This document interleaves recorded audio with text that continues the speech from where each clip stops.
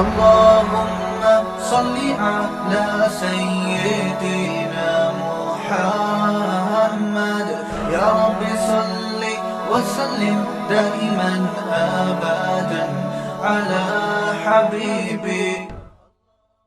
کہف کا پہلا رکوع اور 15ویں پارے کا 13واں رکوع. یہ سورہ کہف ہے. اس کی بڑی فضیلت ہے. حدیث میں رسول اللہ صلی اللہ علیہ وسلم نے ارشاد فرمایا کہ جو جمعے کے دن سورہ کہف کی تلاوت کرتا ہے اللہ اسے دجال کے فتنے سے محفوظ رکھتے ہیں. اس کی وجہ کیا ہے کہ دجال کے فتنے میں اور اس میں کیا مناسبت ہے، اس پہ علماء نے بہت کچھ کہا ہے، تو یقینی طور پر اس حکمت کو بیان نہیں کیا جا سکتا، لیکن بہرحال اس کے مضامین ایسے ہیں کہ انسان کو اس سے ایمان میں تقویت ملتی ہے. اور بڑی بات یہ ہے کہ رسول اللہ صلی اللہ علیہ وسلم نے جب کسی چیز کے بارے میں ہمیں بتا دیا تو پھر ہمیں اس کی حکمت سمجھ میں نہ بھی آئے تو ہمیں بس اس پر ایمان لانا چاہیے. تو دجال کے فتنے سے بچنے کے لیے اگر کوئی جمعے کے دن اس کا اہتمام کرتا ہے تو انشاءاللہ اس کو فائدہ ہوگا. دجال کے فتنے سے بچنے میں سرسری غور سے ایک بڑی حکمت یہ معلوم ہوتی ہے کہ اللہ تعالیٰ نے بڑے بڑے قدرت کے اپنے نمونے دنیا میں دکھائے ہیں.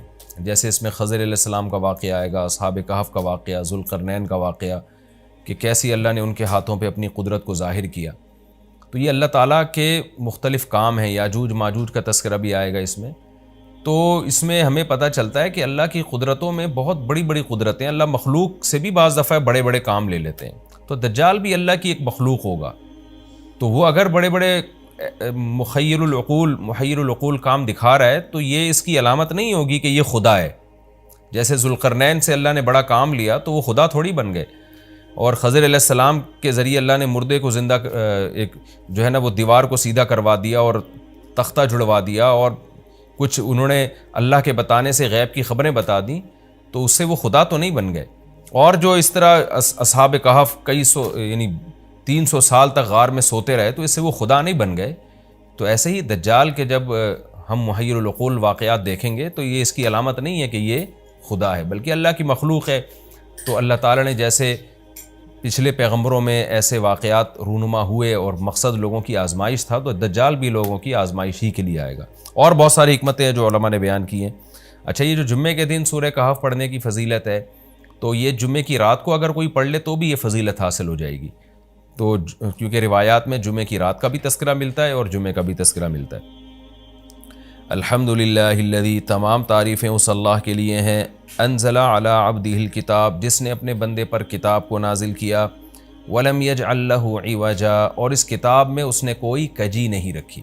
یہ قرآن کا کمال ہے. آپ الحمد سے لے کے والناس تک پڑھیں، 2 اور 2 4 کی طرح اس کی آیتیں اور اس کے مضامین سمجھ میں آتے ہیں. قرآن کے علاوہ کوئی بھی مذہبی کتاب آپ پڑھ لینا تو آپ کو سمجھ میں نہیں آئے گی کہ یہ کیا کہا جا رہا ہے اس میں، اور وہ باتیں نیچر کو اپیل بھی نہیں کریں گی، اور انسان وسوسوں کا شکار ہو جائے گا اور مصیبت میں پڑ جائے گا. لیکن قرآن کے دعوے کتنے واضح ہیں، اور دعووں میں تناقض نہیں ہے. قرآن نے کہا خدا ایک ہے، ہر جگہ یہی کہا کہ ایک ہے. محمد صلی اللہ علیہ وسلم کو کہا کہ نبی ہیں، بشر ہیں نبی ہیں. تو بشریت کو ثابت کیا قرآن نے. جہاں نبی صلی اللہ علیہ وسلم سے اوٹ پٹانگ معجزوں کا مطالبہ کیا گیا تو بتا دیا گیا میں بشر ہوں. ایک ہی دعویٰ رہا ہے مسلسل شروع سے آخر تک. اور آخری نبی ہونے کا جب دعویٰ کیا گیا تو آخری ہی، یہ نہیں کہ پھر قرآن میں اشارے دے دیے ہوں کہ کوئی اور نبی بھی آئے گا. تو تناقض نہیں ہے قرآن میں. نماز کو فرض کیا تو نماز فرض ہے. تو یہ جتنے مضامین، پھر اخلاقیات کی جو تعلیم دی وہ تعلیم سیم ہے. تو یہ ہے کہ عوج نہیں ہے، بالکل نیچر کو اپیل کرنے والی 2 اور 2 4 کی طرح صاف ستھری باتیں ہیں قرآن مجید میں. یہ خود قرآن کا ایک بہت بڑا معجزہ ہے. آپ کبھی بھی کسی جھوٹے آدمی کو جب سنیں گے نا، اس کی باتوں میں ٹکراؤ بہت ہوگا. میں ایک دفعہ تحقیق کر رہا تھا، یہ منکرین حدیث جو ہیں جنہوں نے کہا دعویٰ کیا کہ حدیث حجت نہیں ہے، تو ہمارے شیخ حضرت مفتی رشید احمد صاحب رحمہ اللہ تعالی نے اصل الفتاویٰ کی 2 جلد میں ان کے خلاف بہت کچھ لکھا ہے. تو اس میں ایک بڑی دلچسپ بات یہ تھی کہ جب یہ منکرین حدیث کا جو بانی ہے نا، پرویز نام تھا اس کا، پورا نام اس وقت ذہن میں نہیں ہے، تو اس کی کتابوں سے حضرت نے تناقض نکالا. مفتی رشید احمد صاحب رحمۃ اللہ علیہ نے تناقض کیا نکالا؟ ایک جگہ لکھ رہا ہے کہ حدیث حجت نہیں ہے، دوسری جگہ لکھ رہا ہے کہ حدیث حجت تو ہے لیکن جن ذرائع سے ہم تک پہنچی وہ ذرائع حجت نہیں ہے.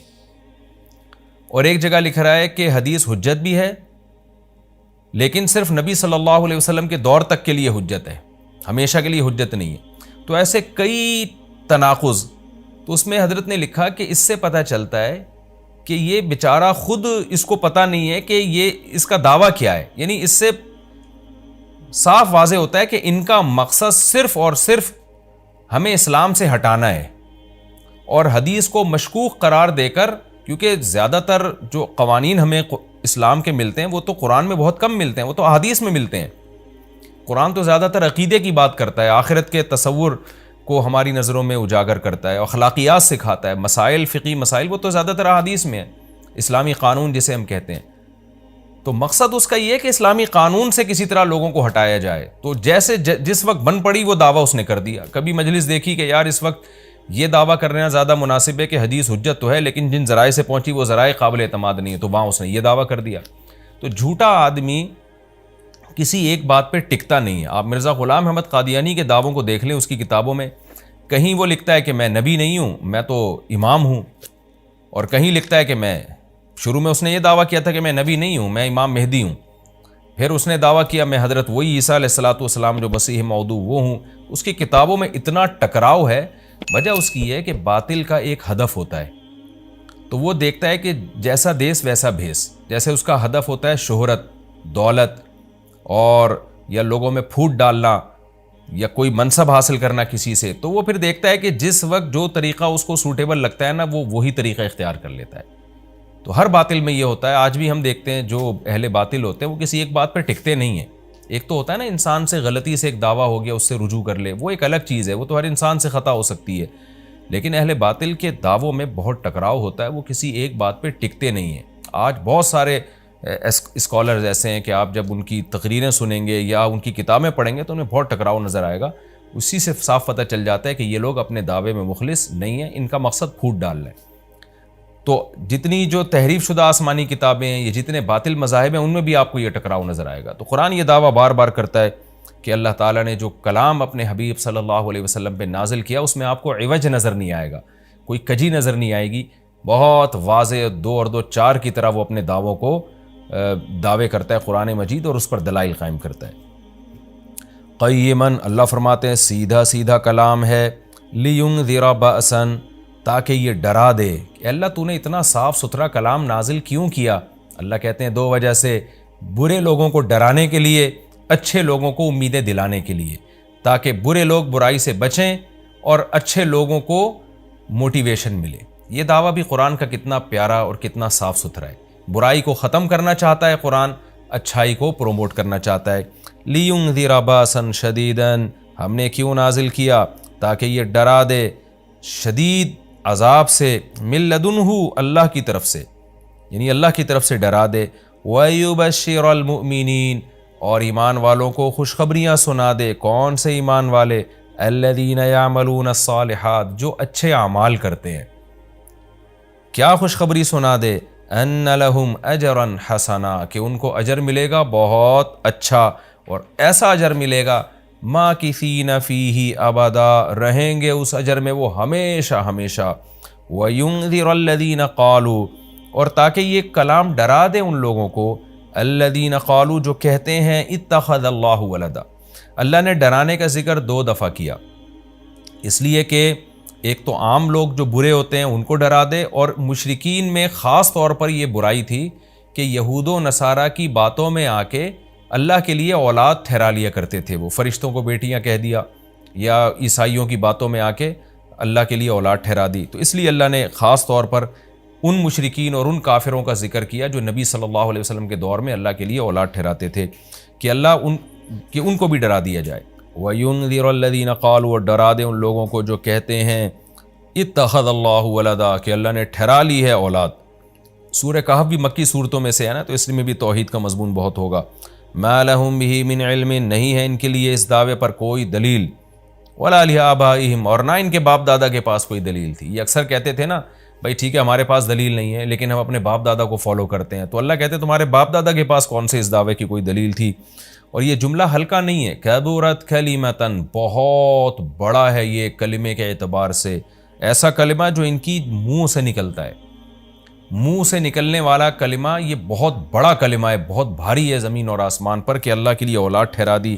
ان یقولون الا کذبا، نہیں بولتے یہ لوگ مگر نرا جھوٹ بولتے ہیں یہ. فلعلک باخع نفسک علی آثارہم، اللہ تعالیٰ اپنے حبیب صلی اللہ علیہ وسلم کو تسلی دے رہے ہیں کہ اتنا سری جھوٹ بولتے ہیں اور آپ کی دعوت اتنی واضح ہے پھر بھی یہ ایمان نہیں لاتے. تو اے نبی کہیں ایسا نہ ہو کہ آپ غم میں اپنی جان ہی نہ ہلاک کر بیٹھیں، کیونکہ رسول اللہ صلی اللہ علیہ وسلم کا دل بہت گھٹتا تھا کہ اتنی واضح بات میں کر رہا ہوں، اتنا میرے دعوے میں اتنی کلیئرٹی ہے، اس کے باوجود یہ مانتے کیوں نہیں ہیں. تو غم سے آپ کا سینہ گھٹتا تھا. تو اللہ نے آپ کو بتایا کہ یہ آپ کی حالت یہ ہو گئی ہے شاید کہ آپ اپنی جان ہی ہلاک کر بیٹھیں. دیکھیں اللہ کا شاید یہ ہماری زبان میں اللہ ہم سے بات کرتے ہیں نا، ورنہ اللہ کے لیے تو شاید نہیں، اللہ کے لیے جو چیز ہوتی ہے یقینی ہوتی ہے. تو یہاں شاید کا مطلب کیا ہوگا کہ کوئی بھی دیکھنے والا آپ کی کنڈیشن کو دیکھے نا اس وقت تو وہ کہے گا کہ آپ کی موت نہ واقع ہو جائے، اتنا غم ہے آپ کو.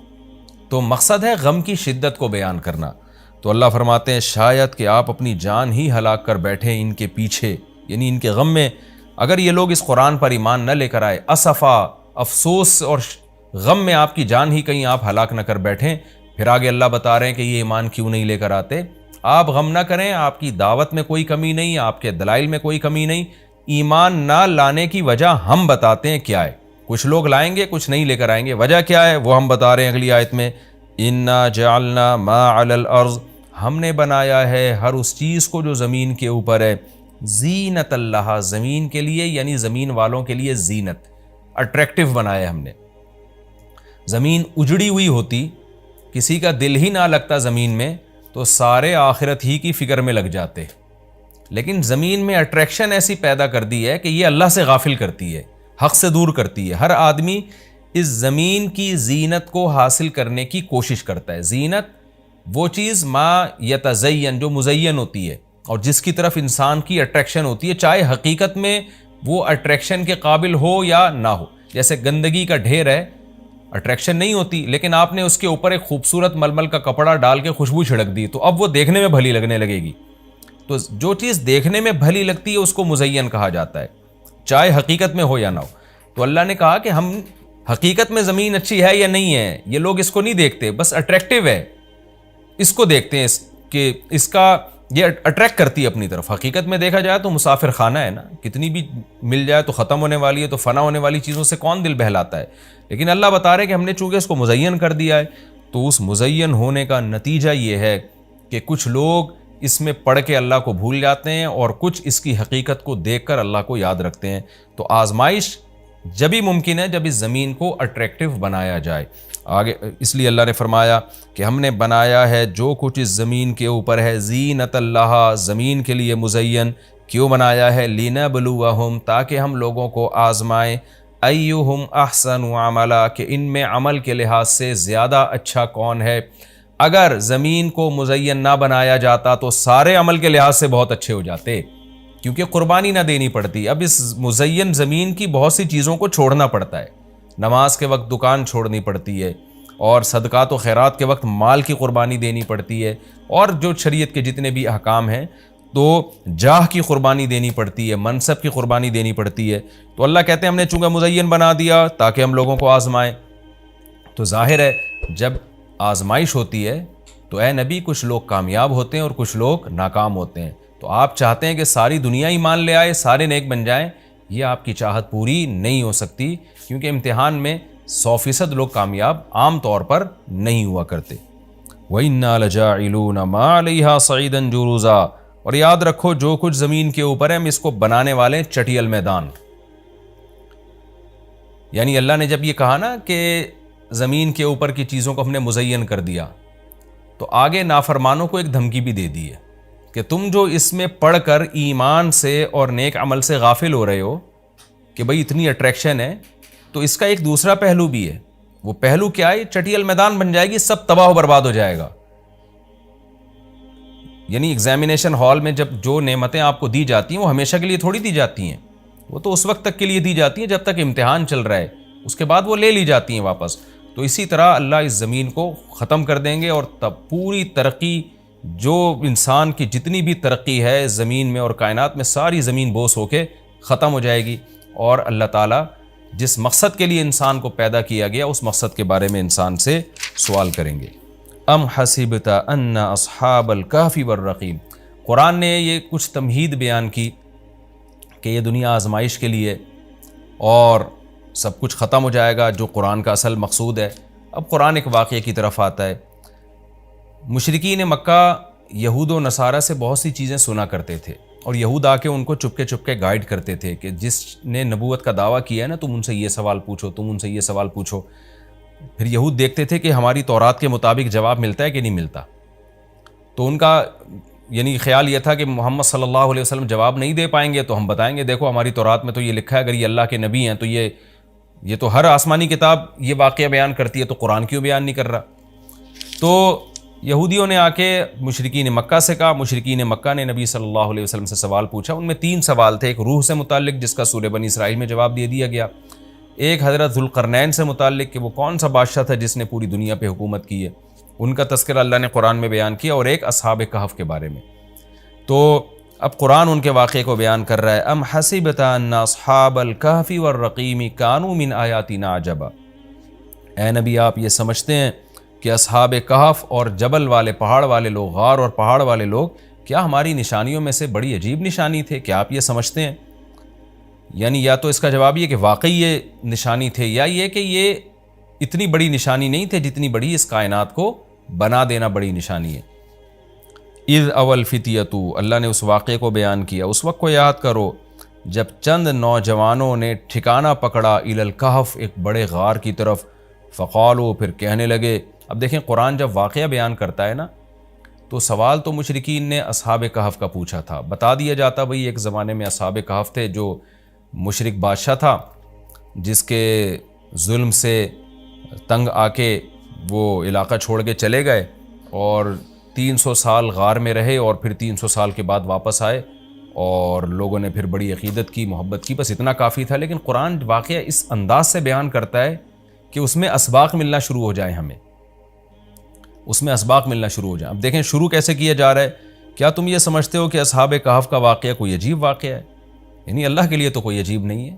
یعنی انسانوں پر گویا اللہ تعجب کر رہے ہیں کہ اس واقعے کو تم عجیب سمجھ رہے ہو، اور اس سے بڑے عجیب کام جو ہم نے کر دیے، پانی کے قطرے سے انسان کو بنا دیا اور اتنا بڑا نظام بنا دیا ہم نے کائنات کا، اس کو عجیب نہیں سمجھ رہے. تو یہ انسان کی بھی عقل ہے نا کہ ایک واقعہ عجیب و غریب ہو جائے تو اس پہ حیران ہو رہا ہوتا ہے، اور وہ پوری کائنات بن گئی اور انسان کا پانی سے وجود میں آ جانا، چونکہ یہ ہم اس کے عادی ہو چکے ہیں یہ منظر دیکھنے کے، تو یہ ہمارے نظر میں عجیب نہیں رہا، ورنہ حقیقت میں تو اس سے زیادہ عجیب کام اللہ کر چکا ہے. تو ایک تو سبق اللہ نے ہمیں یہ بتایا اس واقعے میں کہ یہ واقعہ اتنا عجیب نہیں جتنا اللہ کے دوسرے کام زیادہ عجیب ہیں. تو قرآن واقعہ بیان کرتا ہے اس انداز سے تاکہ ہمیں اس سے اسباق ملے. اذ اول فتیۃ الی الکہف، نوجوانوں نے غار میں پناہ لی. فقالوا ربنا، اور کیا کہنے لگے، اے ہمارے رب، آتنا من لدنک رحمہ، تو دے ہمیں اپنی طرف سے رحمت، اور ہیئ لنا من امرنا رشدا، ہمارے معاملے میں کوئی رشد کا انتظام کر دے، یعنی درستگی کا انتظام کر دے. اس میں کیا سبق ملتا ہے کہ جو مشرک بادشاہ تھا، کافر بادشاہ تھا، چند نوجوان اسلام لے کر آئے، اللہ کے برحق دین کو قبول کیا. ان کو یہ یقین تھا کہ ہم اس علاقے میں رہ کر اپنے دین اور مذہب پہ قائم نہیں رہ سکتے، لہذا انہوں نے ارادہ کیا ہم ہجرت کرتے ہیں. تو اب ہجرت کر کے جائیں کہاں؟ تو اللہ سے دعائیں مانگ رہے ہیں.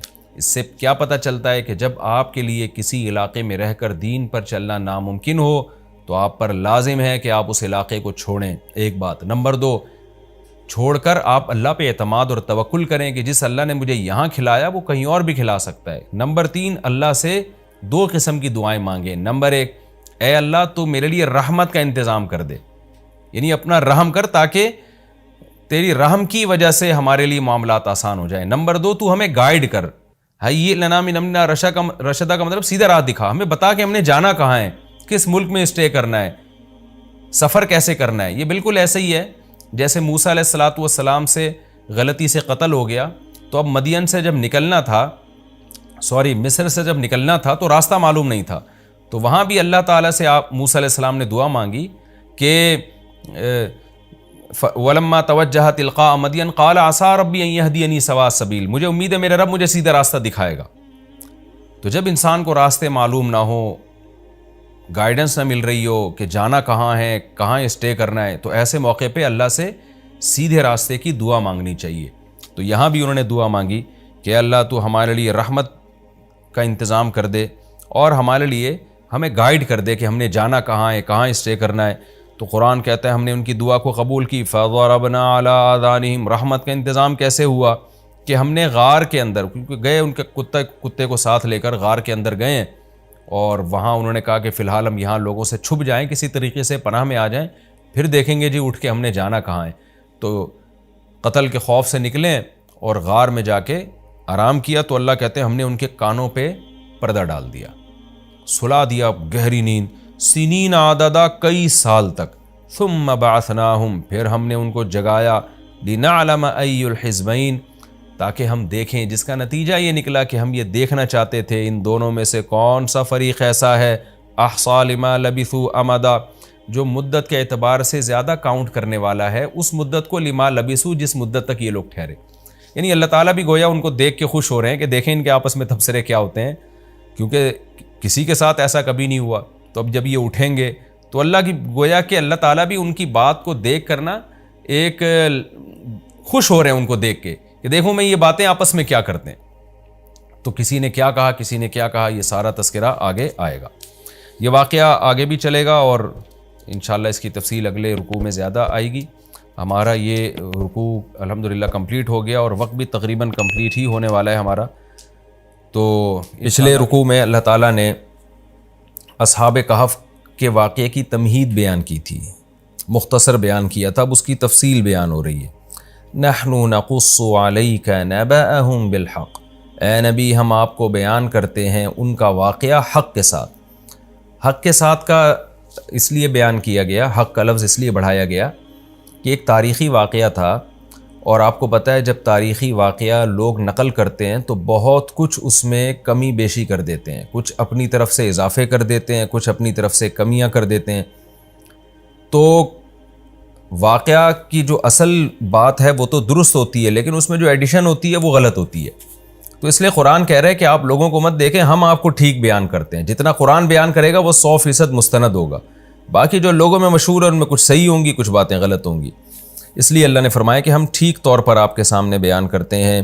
وہ واقعہ کیا ہے؟ انہم فتیۃ آمنوا بربہم، یہ چند نوجوان تھے۔ چند کا ترجمہ میں نے کیوں کیا، بار بار بتاتا ہوں کہ یہ جو تنوین ہے نا، تنوین اس کا مطلب ہے چند، اور ویسے بھی فتیۃ یہ جمع قلت ہے، افعل، افعال، فعلۃ، افعلۃ، یہ چار اوزان وزن عربی میں جمع قلت کے لیے استعمال ہوتے ہیں۔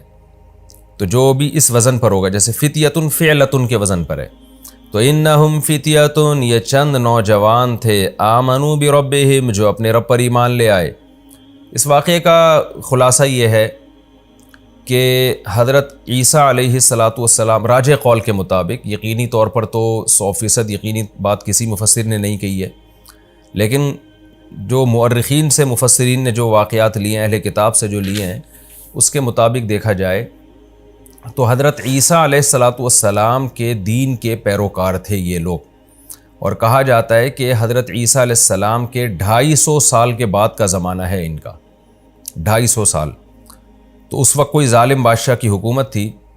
اچھا، حضرت عیسیٰ کے دین کے پیروکار تھے تو اس پر ایک اشکال یہ ہوتا ہے کہ یہ سوال تو یہودیوں نے کیا تھا، یعنی مشرکین کو یہ سوال یہودیوں نے سمجھایا تھا کہ تم نبی صلی اللہ علیہ وسلم سے 3 سوال پوچھنا، ذوالقرنین کے بارے میں پوچھنا، اور روح کے بارے میں پوچھنا، اور اصحاب کہف کے بارے میں پوچھنا۔ تو جبکہ یہود کا زمانہ تو حضرت عیسیٰ کے دور سے پہلے، اور یہود تو پھر ان کو ایمان والے نہیں مانیں گے، کیونکہ عیسیٰ علیہ السلام کے فالوورز کو یہودی ایمان والا نہیں کہتے تھے۔ تو اس لیے مجھے اس پر واقعی ایک اشکال ہے جس کا میرے علم میں ابھی مجھے اس کے جواب کہیں ملا نہیں ہے۔ تو صحیح بات یہی معلوم ہوتی ہے کہ یہ جو یہودیوں نے یہ جو مفسرین نے ذکر کیا نا کہ یہود نے یہ سوال پوچھا تھا، تو یہ بھی ایک رائے ہے مفسرین کی، عین ممکن ہے اہل کتاب نے پوچھا ہو، تو اہل کتاب میں عیسائی بھی آتے ہیں، تو سوال اہل کتاب نے پوچھا ہو لیکن بعض حضرات نے یہود کی طرف منسوب کر دیا ہو، کیونکہ یہود جو تھے زیادہ تر یہود ہی سوال پوچھا کرتے تھے، تو اس لیے، اور دوسرا اس بات کا بھی امکان ہے کہ ہو سکتا ہے یہ دین موسوی کے پیروکار ہوں، کیونکہ یہ تو تاریخی چیز ہے نا کہ حضرت عیسیٰ کے دین کے پیروکار تھے۔ بہرحال راجح بات یہی ہے کہ یہ حضرت عیسیٰ علیہ السلام کے دین کے پیروکار تھے۔ حضرت عیسیٰ علیہ السلام کے آسمانوں پر اٹھائے جانے کے 250 سال کے بعد کا زمانہ ہے کسی بادشاہ کا، جو بڑا ظالم بادشاہ تھا، جو بت پرستی جس نے پھیلا دی تھی پوری سلطنت میں، تو ان لوگوں کو اللہ نے توحید پر قائم رہنے کی توفیق عطا فرمائی، دین عیسوی یعنی حضرت عیسیٰ علیہ السلام کے دین کو فالو کرنے کی توفیق عطا فرمائی۔ تو انہوں نے دیکھا کہ چاروں طرف شرک پھیل رہا ہے، تو ہم اپنے دین کو محفوظ نہیں رکھ سکتے، لوگ ہمیں زبردستی یا تو اسی کفر کی دنیا میں لے کے جائیں گے یا ہمیں قتل کر دیں گے، تو ایسی صورت میں ہمیں اس علاقے کو اللہ کی رضا کے لیے چھوڑ دینا چاہیے۔ تو اللہ پہ توکل کر کے یہ نکلے اور پھر غار میں داخل ہوئے تاکہ کچھ وقت وہاں گزاریں اور وہاں مشورہ کریں کہ ہم نے یہاں سے کہاں جانا ہے، یہ زندگی اسی غار میں ہی گزار دیں، ہمیشہ کے لیے اللہ کی عبادت کریں۔ لیکن اللہ نے وہاں ان کو گہری نیند سلا دیا، اور 309 سال کے بعد یہ جاگے ہیں، تو وہ علاقہ تبدیل ہو چکا تھا، وہاں جو ظالم بادشاہ کی حکومت ختم ہو چکی تھی۔ اب 309 سال کا زمانہ اگر دیکھا جائے تو حضرت عیسیٰ علیہ السلام کے بعد 250 سال یہ اور 300 سال وہ، تو 550 سال، یعنی حضرت عیسیٰ کے 550 سال کے بعد یہ بیدار ہوئے ہیں، اور نبی صلی اللہ علیہ وسلم کی جو ولادت ہوئی ہے وہ 570 عیسوی کے آس پاس ہوئی ہے، یعنی یقینی طور پر تو نہیں کہا جا سکتا، 2-4 سال آگے پیچھے ہو سکتے ہیں اس میں۔ تو یہ جو کہا جاتا ہے نا 570 عیسوی میں، یہ 100% یقینی نہیں ہے، 2-4 سال اس میں اوپر نیچے ہو سکتے ہیں۔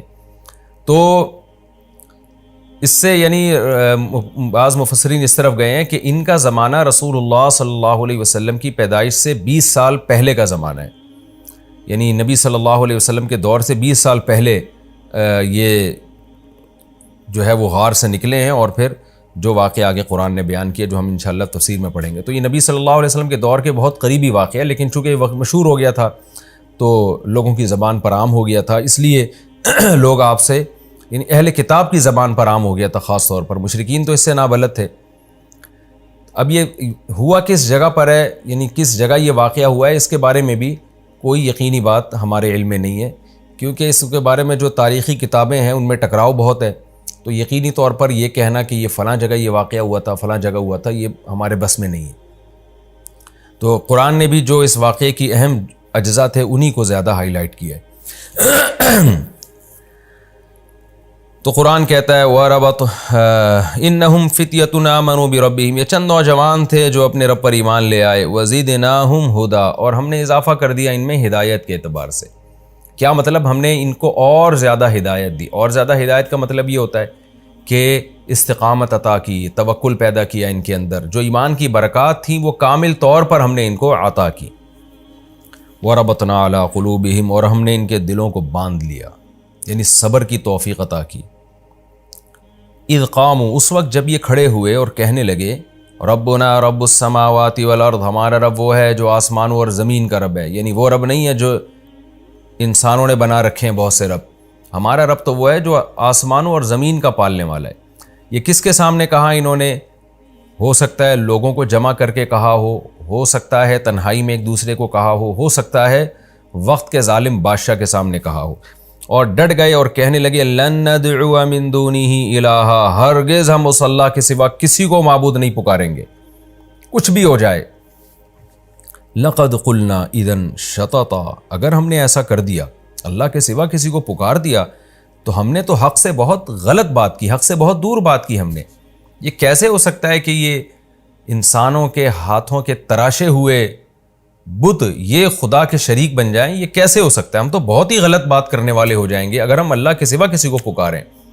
لہذا ہم اس قوم کو اور اکثریت کو یا بادشاہ کے دین کو نہیں دیکھیں گے، ہم وہ دیکھیں گے جو حق ہے۔ ہؤلاء قومنا، یہ جو ہماری قوم ہے، اتخذوا من دونہ آلہہ، انہوں نے اللہ کو چھوڑ کر بہت سے معبود بنا لیے ہیں۔ آلہہ کا بھی الہ کی جمع ہے نا، افعلتن کے وزن پر، الہتن تھا اصل میں، تو یہ جمع قلت ہے، چند معبود تراشے ہوئے انہوں نے.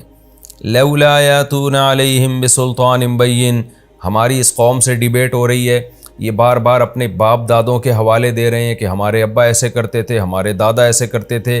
سوال پیدا ہوتا ہے لولا یاتون علیہم بسلطان بین، یہ بہت بڑی واضح دلیل کیوں نہیں لے کر آتے؟ یہ بہت بڑی دلیل کی بات اس لیے کی کہ کسی کو خدا بنانے کے لیے چھوٹی دلیل بھی کافی نہیں ہے. بالکل واضح سلطان بین جب تک نہیں ہوگی اس وقت تک ہم کسی کو اپنا خدا اور رب تھوڑی تسلیم کر لیں گے. اس کی مثال ایسے ہے جیسے آپ جو ہے بچھڑ گئے بچپن میں اپنے باپ سے، اور جب بڑے ہوئے تو آپ کو اپنے باپ کی تلاش ہے. کسی نے کہا کہ یہ آپ کے والد ہیں اور چند علامتیں بھی بتا دی ہیں، تو آپ نہیں مانو گے اتنی جلدی. آپ کہو گے بھائی میں کسی کو اپنا باپ اس وقت مانوں گا جب تک میرے سامنے 2 اور 2 4 کی طرح واضح نہیں ہو جائے گا. کنفیوژن میں یہ کام نہیں ہوتا. تو چھوٹی موٹی علامتوں سے یا قرائن سے نہیں، مجھے واضح دلیل چاہیے، پھر میں اس کو اپنا باپ تسلیم کروں گا. کیونکہ کسی کو باپ مان لینا، ماں مان لینا، یہ بہت حساس معاملہ ہے، کیونکہ پھر ساری محبتیں اس کو دینی پڑتی ہیں، اس کی خدمت کرنی پڑتی ہے، اس سے دل لگانا پڑتا ہے. یہاں بھی ان نوجوانوں نے یہ کہا کہ خدا بنا لینا آسان نہیں ہے. ان معبودوں کے بارے میں چند وسوسے اور چند چیزیں یہ لوگ بتاتے رہتے ہیں جس کی کوئی واضح دلیل نہیں ہے. تو خدا کے خدا ہونے پر تو بہت ہی، سلطان کا مطلب بڑی دلیل اور بین کا مطلب بہت واضح دلیل ہونی چاہیے. تو لولا یاتون علیہم بسلطان بین، یہ لوگ ان کے معبود ہونے پر واضح دلیل کیوں نہیں لے کر آتے؟ فمن اظلم، اس سے بڑا ظالم کون ہوگا؟ افترا علی اللہ کذبا، جو اللہ پہ جھوٹ باندھ دے. یعنی قوم تو اکثریت کا ریفرنس دے رہی ہے نا، کہ تمہارے باپ، تمہارے چچے، تمہارے مامے، تمہارے سارے ریلیٹیو سب خدا کے علاوہ معبودوں کو پوجتے ہیں، تم ایک اکیلے کہاں سے آ گئے؟ تو یہ قوم کو جواب میں کیا کہہ رہے ہیں کہ اس سے بڑا ظالم کون ہوگا جو اللہ پہ جھوٹ باندھے. یعنی تم تو یہ کہتے ہو نا اللہ نے ان کو اختیارات دیے ہوئے ہیں، بارش برسانے کا اختیار اس کے پاس ہے، اولاد دینے کا اختیار اس کے پاس ہے، فلاں کام کا اختیار اس کے پاس. تو اس کا مطلب کہ تم اللہ پہ جھوٹ باندھ رہے ہو، جبکہ اللہ تو کہہ رہا ہے میں نے کسی کو اختیارات نہیں دیے. تو اس سے بڑا ظالم کون ہوگا جو اللہ پہ جھوٹ باندھے؟ یعنی جھوٹ کی مختلف انواع ہوتی ہیں، کہ یہ کہ آپ اپنے باپ پہ جھوٹ باندھ دیں، ایک ماں پہ جھوٹ باندھ دیں، بھائی پہ جھوٹ باندھ دیں، دوست پہ جھوٹ باندھ دیں، حکومت پہ جھوٹ باندھ دیں. تو ان جھوٹ باندھنے کی نوعیتوں میں سب سے بڑا ظالم وہ ہے، سب سے بڑا جھوٹ یہ ہے کہ آپ خدا کی طرف جھوٹ کی نسبت کریں. اب جب یہ ڈیبیٹ ان کی قوم سے ہو رہی ہے تو پھر آپس میں انہوں نے مشورہ کیا کہ بھائی وَإِذِ اعْتَزَلْتُمُوهُمْ، یہ چند نوجوان مل کے اکٹھے ہوئے، انہوں نے آپس میں مشورہ کیا کہ دیکھو جب تم نے اس قوم کو چھوڑ ہی دیا ہے، اور جب کہ تم اعْتَزَلْتُمُوهُمْ، اس قوم سے تم نے کنارہ کشی اختیار کر لی ہے، یعنی اس کے مذہب کو چھوڑ دیا تم نے، وَمَا يَعْبُدُونَ، اور ان کے معبودوں کو بھی چھوڑ دیا. تو 2 ہی چیزیں ہوتی ہیں، عابد اور معبود. تو ان میں یہاں بھی اس ملک میں 2 ہی طرح کے لوگ ہیں، یا تو مشرک ہیں یا وہ باطل ہیں جن کی عبادت ہو رہی ہے. تو دونوں ہی باطل ہیں. تو ہم ان باطل لوگوں میں ہم کیوں رہیں؟ تو لہذا جب ہم نے ایسا کر ہی دیا ہے فَأْوُوا إِلَى الْكَهْفِ، تو پھر غار کی طرف چلو. کیا مطلب؟ نظریاتی طور پر تم نے جب اس قوم کو اور ان کے خداؤں کو چھوڑ دیا ہے تو عملی طور پہ بھی چھوڑ دو، یعنی جسمانی طور پہ بھی کنارہ کشی اختیار کر لو. تو اللہ کے سوا جب سب کچھ چھوڑ دیا ہے تو پھر پریکٹیکلی بھی چھوڑ دو. اب چھوڑ کے جائے کہاں؟ تو فَأْوُوا إِلَى الْكَهْفِ، فی الحال یہ کرو کہ غار میں چلے جاؤ، چھپ کے وہاں اللہ کی عبادت کرو، کھانے پینے کا انتظام کر لو، حفاظت کے لیے کتا ساتھ میں لے جاؤ اپنے. تو جو ایک دنیاوی اسباب ہو سکتے ہیں وہ اختیار کرو، وہاں جا کے ہم غور کریں گے. فی الحال یہاں سے نکلو، کیونکہ یہ تو ہمیں نہ نماز پڑھنے دے رہے ہیں، نہ روزہ رکھنے دے رہے ہیں، نہ توحید پر قائم رہنے دے رہے ہیں. فی الحال یہاں سے نکلو. ینشر لکم ربکم من رحمتہ، تمہارا رب تمہارے لیے اپنی رحمت سے رحمت پھیلا دے گا، کچھ نہ کوئی انتظام کرے گا. یعنی جو ہمارے بس میں ہے وہ ہم کر لیتے ہیں، جو ہمارے بس میں نہیں ہے ہم وہ اللہ پہ چھوڑ دیتے ہیں. یہ اس آیت کا حاصل ہے. ینشر لکم ربکم من رحمتہ وَيُهَيِّئْ لَكُم مِّنْ أَمْرِكُم مِّرْفَقًا، اور تمہارے معاملے میں تمہارا رب، یعنی سب ایک دوسرے کو سمجھا رہے ہیں کہ تمہارے معاملے میں تمہارا رب کوئی آسانی کی صورت پیدا کر دے گا. اللہ سے بھی کچھ امیدیں لگاؤ، سب کچھ ہم نے نہیں کرنا، جو ہمارے بس میں ہے وہ ہم کریں گے، باقی اللہ پہ چھوڑتے ہیں. اللہ سے ہمیں اچھی امید ہے، اللہ ہمارے لیے کوئی انتظام کر دے گا. ان بیچاروں کو کیا پتا تھا کہ اللہ ایسا انتظام کرے گا آپ کے لیے. قرآن کہتا ہے، اب یہ اس کو کہتے ہیں اندماج. اندماج کا مطلب بہت سارے واقعے کے، یعنی واقعہ کے بہت سارے پہلو قرآن حذف کر دیتا ہے. اب ہونا تو یہ چاہیے تھا، قرآن یہ بتاتا کہ بالآخر وہ چھپ چھپا کے نکلے، کتا انہوں نے ساتھ میں لیا، پھر غار کے دہانے میں داخل ہوئے، پھر آرام کرنے کے لیے لیٹ گئے، لیکن ان تمام واقعات کو قرآن نے حذف کر دیا اور پھر آگے کا واقعہ بیان کر رہا ہے۔ وَتَرَى الشَّمْسَ إِذَا طَلَعَتْ، اے مخاطب تو دیکھتا سورج کو، اذا طلعت جب وہ طلوع ہوتا، تزاور عن کہفہم تو ان کے غار سے بچتا، یعنی بچتا ہوا نکلتا، ذات الیمین سیدھے ہاتھ کی طرف۔ یہ سیدھا ہاتھ جانے کے لحاظ سے بھی غار میں ہو سکتا ہے، یعنی جاتے ہوئے جو سیدھی جانب تھی، یہ بھی ہو سکتا ہے کہ ان کے نکلنے والے راستے میں سے جو ان کے دائیں جانب پڑتا تھا اس کو سیدھا کہا ہو قرآن نے۔ بہرحال ہمیں اس سے کوئی غرض نہیں ہے، مفہوم یہی ہے کہ دائیں یا بائیں دھوپ مڑ جاتی، ڈائریکٹ ان کے چہروں پہ نہیں لگتی۔ تزاور عن کہفہم ذات الیمین، سیدھی جانب ان کے کہف سے، ان کے غار سے بچتی ہوئی نکلتی۔ وَإِذَا غَرَبَتْ اور جب سورج غروب ہوتا، تقرضہم تو سورج ان سے دور ہوتا، ذات الشمال بائیں جانب کو، تو سورج سے دور ہونے سے مراد ہے سورج کی دھوپ، یعنی دھوپ ان سے دور ہو جاتی۔ وَهُمْ فِي فَجْوَةٍ مِّنْهُ اور وہ غار کے ایک کشادہ حصے میں تھے، جس کی وجہ سے گھٹن نہیں ہو رہی تھی، وہاں ہوا کے گزرنے کا انتظام تھا، سورج کی روشنی کے گزرنے کا انتظام تھا، ڈائریکٹ دھوپ سے اللہ نے ان کو بچایا۔ یہ بھی دیکھیں اللہ کی کیسی قدرت ہے، جو اللہ اتنا کر سکتا ہے کہ غار میں کسی کو 309 سال تک سلا سکتا ہے بغیر روٹی کے، بغیر پانی کے، تو اس کو اس کی کیا ضرورت ہے کہ وہ سورج کی روشنی کو ان سے بچائے؟ تو اللہ یہ بھی کر سکتا تھا کہ سورج ان پہ پڑ بھی جاتا، پھر بھی اللہ بچا لیتا۔ لیکن اس سے پتہ چلتا ہے کہ اللہ تعالیٰ نے اس دنیا کو اسباب کے ساتھ چلایا ہے۔ تو اللہ تعالیٰ کا مقصد کیا تھا کہ ان کو 309 سال تک سلانا اور پھر جگا دینا۔ تو اس کے لیے اس کی ضرورت نہیں تھی کہ دھوپ ان کے اوپر ڈائریکٹ پڑے اور پھر اللہ اس دھوپ کے اثرات سے ان کو بچائے۔ بس اتنی ضرورت تھی کہ بھوک اور پیاس کی حاجت اس سے اللہ ان کو مستغنی کر دے۔ تو یعنی جب اس سے کام چل سکتا تھا نا، کہ کیونکہ روٹی تو کھا نہیں سکتے تھے نا، سوتا ہوا آدمی روٹی نہیں کھاتا، اور اگر جاگتے تو ان کو یہ ٹائم ان کے لیے بہت طویل ہو جاتا، 309 سال، وہ تو پاگل ہو جاتے اس میں۔ تو اللہ تعالیٰ نے اس دنیا کو اسباب کے ساتھ چلایا ہے۔ تو اللہ تعالیٰ نے اپنی قدرت بھی اگر دکھائی ہے نا، تو جتنی قدرت سے کام چل سکتا تھا بس اسی پر اکتفا کیا گیا ہے، اور باقی تمام اسباب ہی اختیار کیے گئے ہیں۔ تو یہ اللہ تعالیٰ کی عادت ہے کہ اللہ نے اس دنیا کو اسباب کے ساتھ جوڑا ہے، تو ان کو زندہ رکھنے کے لیے یہ ضروری تھا کہ سورج ان پہ ڈائریکٹ نہ پڑتا، تو اللہ تعالیٰ نے یہی انتظام کیا کہ سورج کو پڑنے نہیں دیا ان کے اوپر۔ اور اسی طرح ان کے جو ان کا غار پہ جو کتا بیٹھا ہوا تھا، اس کو بھی اللہ نے ایک روب دیا تاکہ لوگ بھی اندر نہ آئیں، ورنہ اللہ چاہتا تو لوگ اندر آ جاتے اور ان کا کچھ نہ بگاڑ سکتے، مر جاتے، کچھ بھی ہو سکتا تھا۔ تو یہ ساری باتیں اس کی علامت ہیں کہ اللہ اس دنیا کو اسباب ہی کے ساتھ چلاتا ہے۔ ذالک من آیات اللہ، اللہ فرماتے ہیں یہ اللہ کی آیات میں سے ہے۔ من یہد اللہ فہو المہتد، لیکن اے نبی جس کو اللہ ہدایت دے گا وہی ہدایت پائے گا۔ یعنی اللہ کی ایسی قدرت کی نشانیاں دیکھنے کے بعد بھی ہر ایک کو پھر بھی ہدایت نہیں ملتی، اسی کو ملے گی جس کو اللہ چاہے گا۔ ومن یضلل اور جس کو اللہ گمراہ کر دے، فلن تجد له ولیا مرشدا، تو آپ ہرگز اس کے لیے کوئی دوست اور ہدایت دینے والا نہیں پائیں گے۔ یہ تسلی بھی دی جا رہی ہے کہ بہت سے لوگ پھر بھی بے ایمان ہو کے ہی مریں گے، اتنی قدرت اور اتنا کچھ دیکھنے کے باوجود۔ تو جس کے دل میں انابت ہوگی اس کو اللہ ہدایت دے گا، جو نہیں چاہے گا، اللہ کی عادت ہے، اس کو ہدایت نہیں دیتا اللہ تعالیٰ۔ یہ رکوع الحمدللہ ہمارا کمپلیٹ ہو گیا، اور اصحاب کہف کا ایک حصہ اس میں بیان ہوا ہے۔ اب ہم اگلے رکوع کی طرف چلتے ہیں۔ رکوع آسان ہے، اگلے رکوع کی طرف ہم چلتے ہیں۔ بسم اللہ الرحمن الرحیم، سورہ بنی اسرائیل، سورہ کہف کا رکوع نمبر 3 اور 15ویں پارے کا رکوع نمبر 15۔ اس کا مختصر لفظی ترجمہ گرامر کے ساتھ ہو گیا تھا، آج انشاءاللہ میں اس کی تفسیر شروع کروں گا۔ اعوذ باللہ من الشیطان الرجیم، بسم اللہ الرحمن الرحیم۔ وَتَحْسَبُهُمْ أَيْقَاظًا وَهُمْ رُقُودٌ، اور اے مخاطب تو ان کو سمجھتا کہ وہ جاگ رہے ہیں، یعنی اصحاب کہف جو غار میں گئے تھے، اللہ نے ان کو سلا دیا بہت گہری نیند۔ تو اب ان کی کیفیت کیا تھی، ان آیتوں میں اس کا بیان چل رہا ہے۔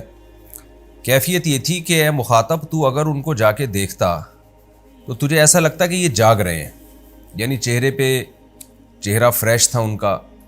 آپ نے دیکھا ہوگا نا بعض دفعہ کوئی آدمی آنکھیں بند کر کے لیٹا ہوا ہوتا ہے تو ایک روب ہوتا ہے اس کے چہرے پہ, سوتے ہوئے انسان کے چہرے پہ روب نہیں ہوتا.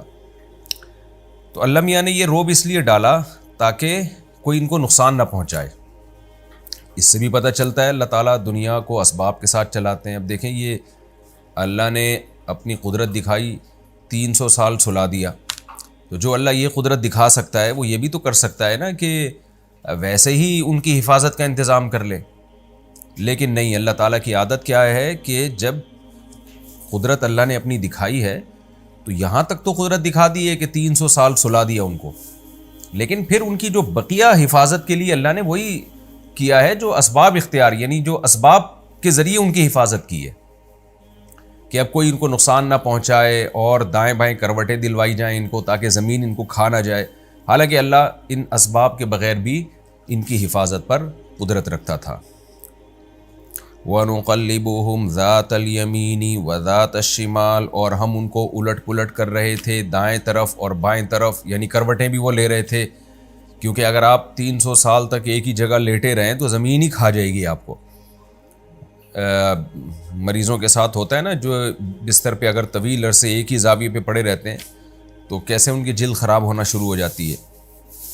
وَكَلْبُهُمْ بَاسِطٌ ذِرَاعَيْهِ بِالْوَصِيدِ, اور ان کا کتا وہ چوکھٹ پہ اپنے دونوں بازوؤں کو پھیلائے ہوئے تھا. کتے عام طور پر حفاظت کے لیے چوکھٹ پہ بازو پھیلا کے بیٹھ جاتے ہیں اور ہانپ رہے ہوتے ہیں. تو اللہ تعالیٰ نے یعنی ایسا کیا کہ ان کے ساتھ ان کے کتے کی بھی حفاظت کی.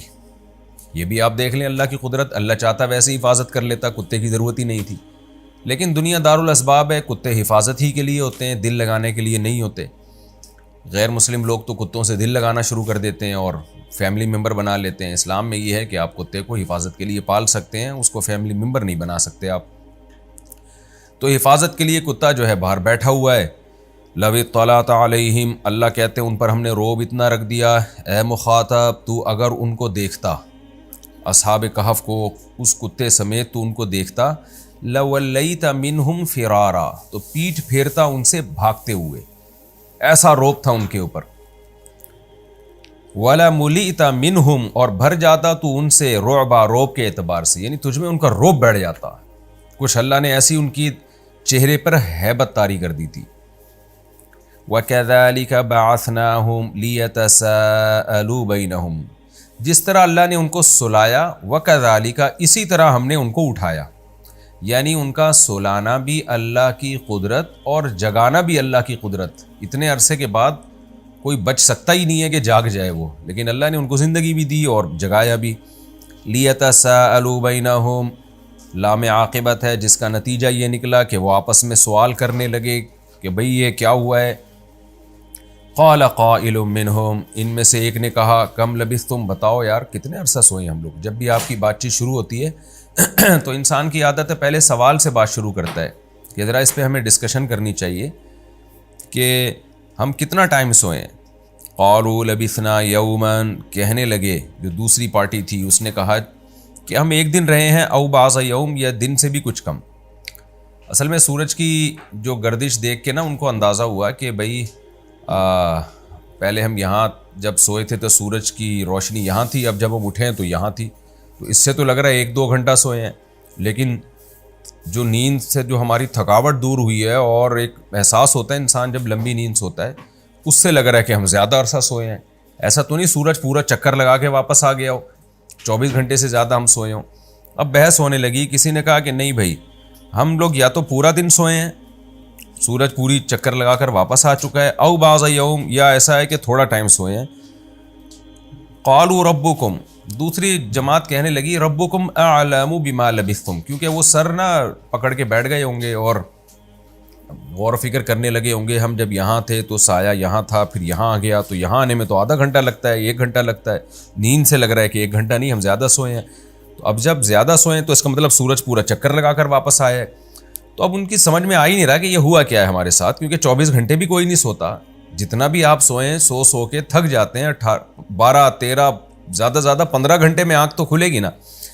تو اس لیے اب انہوں نے کہا یار اس پہ دماغ لگانے کے بجائے کچھ سمجھ سے بالا تر ہے, ربکم اعلم بما لبثتم, تمہارا رب بھی خوب جانتا ہے کہ ہم کتنا عرصہ یہاں سوئے ہیں، لہذا اس بحث میں اب مت پڑو، ہمیں بھوک لگ رہی ہے، سب کے پیٹ کمر سے چپکے ہوئے ہیں، لہذا ایک کام کرو، فَبْعَثُوا أَحَدَكُمْ بِوَرِقِكُمْ هَذِهِ، کسی ایک کو بھیجو اس سکے کے ساتھ، جو بھی اس زمانے میں رائج الوقت سکہ ہوگا، کرنسی ہوگی، اس کرنسی کے ساتھ کسی کو بھیجو مدینہ میں۔ اس سے پتہ چلتا ہے کہ کرنسیوں کا دستور بہت پرانا ہے، جو کرنسی کے ذریعے خرید و فروخت ہوتی تھی، یہ بہت پرانا رواج ہے۔ اگر ہم یہ فرض کر لیتے ہیں، مان لیتے ہیں کہ یہ واقعہ نبی صلی اللہ علیہ وسلم کی پیدائش سے 20 سال پہلے کا ہے، تو پھر یہ واقعہ پرانا نہیں ہے، لیکن میں نے بتایا کوئی 100% مستند بات نہیں ہے، یہ بعض مفسرین اس طرف گئے ہیں، اور یہ بھی ممکن ہے کہ یہ واقعہ اور زیادہ پرانا ہو۔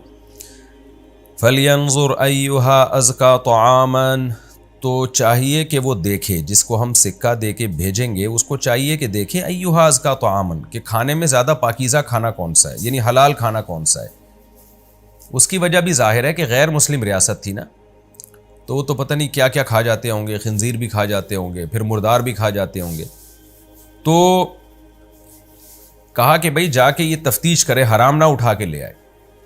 اس سے ہمارے وہ مسلمان بھائی جو یورپ میں امریکہ میں رہتے ہیں اور بغیر تحقیق کے گوشت کھانا شروع کر دیتے ہیں، ان کے لیے عبرت کا سامان ہے۔ جب آپ غیر مسلم کنٹری میں رہتے ہیں جہاں حلال و حرام میں فرق کرنا مشکل ہوتا ہے، تو آپ پر یہ واجب ہے کہ آپ تحقیق کر کے حلال کھائیں۔ اور یہ بات بھی خوب اچھی طرح سمجھ لیں، آج کل حلال کی اسٹیمپیں بہت بک رہی ہیں، یورپ امریکہ میں لوگ ادارے کھول لیتے ہیں، حلال کی اسٹیمپ بنا کے ٹھپے لگا کے بیچنا شروع کر دیتے ہیں، تو اتنا کافی نہیں ہے۔ مشینی ذبیحہ پہ بھی حلال کی اسٹیمپ لگی ہوتی ہے آج کل، تو ہاتھ سے ذبح کرنا، بسم اللہ اللہ اکبر پڑھنا، اللہ کا نام لے کے ذبح کرنا، یہ ضروری ہے۔ تو جب تک کوئی ایسا ریلائبل ادارہ نہ ہو جس پر آپ کو اطمینان نہ ہو کہ بھئی یہ واقعی ہاتھ کا ذبیحہ ہے اور حلال ہے، اللہ کا نام لے کے جانور ذبح کیا گیا ہے، اس وقت تک غیر مسلم کنٹری میں آپ کے لیے گوشت کھانا حلال نہیں ہے۔ لوگ بغیر تحقیق کے کھانا شروع کر دیتے ہیں۔ فَلْيَأْتِكُمْ بِرِزْقٍ مِّنْهُ، اس نے کہا کہ جا کے وہ اس میں سے کچھ روزی لے آئے، کھانا پینے کا انتظام کر لے، بھوک لگ رہی ہے۔ وَلْيَتَلَطَّفْ، اور بڑی ہوشیاری کے ساتھ جائے، تلطف کا معاملہ کرے، نرمی کا معاملہ کرے، یعنی ایسا نہ ہو کہ جا کے، نرمی کا مطلب ہوتا ہے بڑے خفیہ طریقے سے تمیز سے جائے اور خفیہ طریقے سے تمیز سے واپس آ جائے۔ لطف و عنایت میں نے بتایا تھا نا ترجمے میں اس کا مفہوم۔ اچھا، یہ جو وَلْيَتَلَطَّفْ والی آیت کا یہ جو لفظ ہے نا، یہاں پر قرآن پورا آدھا ہو جاتا ہے۔ آپ نے دیکھا ہوگا اکثر نسخوں میں وَلْيَتَلَطَّفْ کا لفظ بڑا موٹا موٹا لکھا ہوتا ہے، اور آپ دیکھیں گے حاشیے میں لکھا ہوگا نصف قرآن۔ یہاں پر الحمد سے لے کے والناس تک جو قرآن کے حروف بنتے ہیں، حروف تو الفاظ جو بنتے ہیں، تو وہ الفاظ وَلْيَتَلَطَّفْ پہ نصف ہو جاتے ہیں۔ وَلَا يُشْعِرَنَّ بِكُمْ أَحَدًا، اور وہ تمہارے بارے میں کسی کو شعور نہ پیدا ہونے دے، لوگوں کو شک نہ ہو، کیونکہ جب وہ تلاش کرے گا نا حلال کہاں ہے حلال کہاں ہے، تو لوگوں کو شک ہو جائے گا بھئی یہ تو وہی مسلمان لگ رہا ہے جو بھاگ کر گئے تھے، تو کیوں بھئی تو حلال کی فکر کیوں کر رہا ہے؟ تو اس لیے یعنی تحقیق بھی کرنی ہے، حلال ہی لے کر آنا ہے، لیکن تحقیق اس طریقے سے کرنی ہے کہ لوگوں کو پتہ نہ چلے کہ ہم مسلمان ہیں۔ کیوں بھئی پتہ چل گیا تو کیا ہوگا؟ انہم ان یظہروا علیکم، یہ لوگ اگر تم پر غالب آ گئے، کیا مطلب؟ جب پتہ چل جائے گا کہ یہ مسلمان ہے جو حلال کھانا تلاش کر رہا ہے، اس کو پکڑیں گے، ماریں گے، پھر پوچھیں گے تمہارے باقی ساتھی کہاں ہیں، تو ظاہر ہے ایک حد تک انسان مار کھا سکتا ہے، اس کے بعد اس کو اگلنا پڑتا ہے، مجبور ہو جاتا ہے وہ، تو پھر وہ ہمارے پاس غار میں پہنچیں گے اپنی فوج لے کے، پھر ہمیں پکڑ کے پھر کیا کریں گے؟ یرجموکم، یا تو تمہیں پتھروں سے ہلاک کر دیں گے مار کے، او یعیدوکم فی ملتہم، یا تمہیں اپنے دین میں واپس لوٹا دیں گے۔ ولن تفلحوا اذا ابدا، پھر تو تم کبھی بھی کامیاب نہیں ہو سکتے، یعنی رجم کی صورت میں تو شہادت مل جائے گی، لیکن یہ بھی ہے کہ زبردستی جبر کر کے واپس دین میں نہ لے آئیں۔ یہاں ایک سوال پیدا ہوتا ہے کہ بھئی جبراً اگر کسی کو کافر بنا دیا جائے تو اوپر سے بندہ کافر ہو جائے، دل میں مومن ہو تو مومن ہی رہتا ہے، جبکہ یہ کہہ رہے ہیں کہ اگر انہوں نے زبردستی تمہیں اپنے دین میں لوٹا دیا تو تم کبھی بھی کامیاب نہیں ہو سکتے۔ تو حالانکہ جو جبراً جس کو کافر بنا دیا جائے نا، قرآن میں ہے کہ جس کا دل مطمئن ہو اور زبردستی اس کو کافر بنا دیا جائے اوپر سے، تو وہ اللہ کی نظر میں مومن ہی ہے. تو پھر یہ کیوں کہہ رہے ہیں کہ تم کامیاب نہیں ہو سکو گے؟ بھائی وہ تو زبردستی انہوں نے کافر بنایا ہے, تو بھی اللہ کی نظر میں آپ کامیاب ہیں. اس کا جواب یہ ہے کہ ایک ہے عزیمت اور ایک ہے رخصت. بڑی کامیابی تو شریعت کی نظر میں یہی ہے کہ اگر آپ کو کوئی زبردستی کافر بنا رہا ہے تو آپ مر جائیں, لیکن آپ کفر کو ظاہری طور پہ بھی قبول نہ کریں. یہ بڑی کامیابی ہے. تو اس بڑی کامیابی سے محروم ہو جاؤ گے تم, یہ مطلب ہوگا ان کا.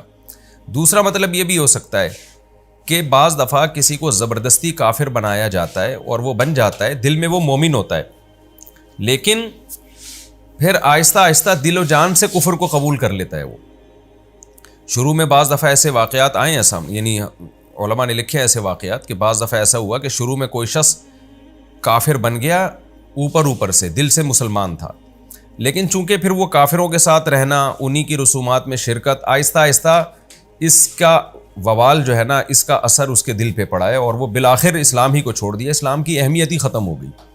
تو یہ بھی خطرہ موجود ہوتا ہے کہ آپ وقتی طور پر تو کفر کو قبول کر رہے ہیں اوپر سے, لیکن آہستہ آہستہ اسی کے عادی ہو جاتے ہیں آپ. وَكَذَلِكَ أَعْثَرْنَا عَلَيْهِمْ, یہاں بھی صنعت اندماج ہے. اندماج میں بار بار بتا چکا ہوں, قرآن پورا واقعہ حذف کر دیتا ہے اور بالکل جو واقعے کے بہت سارے پہلو کو حذف کر کے کئی سالوں بعد کے واقعے سے شروع کر دیتا ہے. اب کیا ہے, اللہ فرماتے ہیں وَكَذَلِكَ أَعْثَرْنَا عَلَيْهِمْ, آگے ہے اندماج, یہاں نہیں. وَكَذَلِكَ أَعْثَرْنَا عَلَيْهِمْ, اس طرح سے ہم نے لوگوں کو ان پر مطلع کر دیا. اب دیکھیں یہاں پر بھی اس لحاظ سے اندماج ہے کہ قرآن اب یہ نہیں بیان کر رہا کہ وہ شخص گیا کھانا لینے کے لیے, پکڑا گیا, کیسے پتہ چلا, لوگوں کو کچھ نہیں بیان کر رہا. بس اللہ کہہ رہے ہیں اس طرح سے ہم نے لوگوں کو ان پر مطلع کر دیا. کیا مطلب, کس طرح سے؟ کہ وہ بندہ آیا کھانا لینے کے لیے, جب وہ کرنسی سے, ایک تو جب وہ آیا ہے نا تو دیکھا ماحول ہی چینج ہو چکا ہے یہاں پر, لیکن 309 سال کے بعد آ رہا ہے وہ, تو حکومت تبدیل ہو چکی تھی, مسلمان بادشاہ آ چکا تھا, لوگ یعنی عیسائیت قبول کر چکے تھے جو اس زمانے کا دین برحق تھا, تو سارے جو ہے وہ دین برحق میں داخل ہو چکے تھے. اب یہ جب آیا ہے تو وہ جو سکہ لے کے نا جب یہ گھومنا شروع ہوا تو لوگوں نے کہا بھائی تم کون ہو؟ یہ بھی دیکھ رہا ہے کہ کوئی سارا ماحول چینج ہو چکا ہے, لوگ ہی نہیں ہیں وہ, اور لوگ ان کو دیکھ رہے ہیں کہ یہ اتنے 300 سال پرانا سکہ لے کے کیسے گھوم رہے ہیں.